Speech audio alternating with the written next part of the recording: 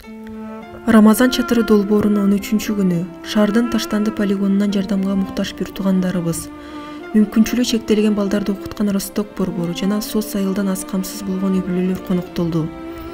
200 кишилик ооз ачуу жубайлар Абдыразак Аманов менен дизайнер Тахмина Аманованын эсебинен өткөрүлдү.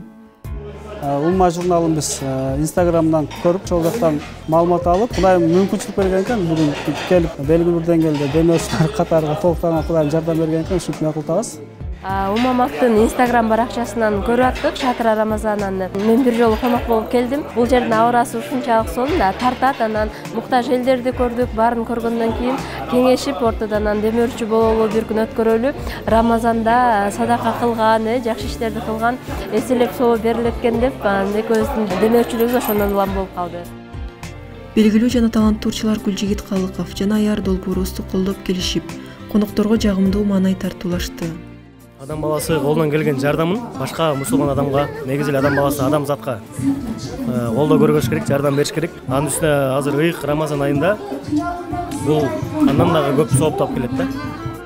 Динге көп жылдан бери кызмат кылып келген устаза Бермет Муратбекова исламдагы ийгиликтүү инсан кандай болуш керектигин айтып берип, өлкөбүздөгү муктаж инсандарга жардам көрсөтүп келген Рахмат фонду азык-түлүк баштыктарын даярдап келип, аз камсыз болгон үй бүлөлөргө таратышты.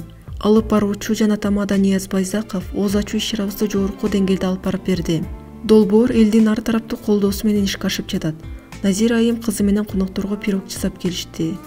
Долбоорго салым кошкон ар бир инсанга Аллах ыраазы болсун.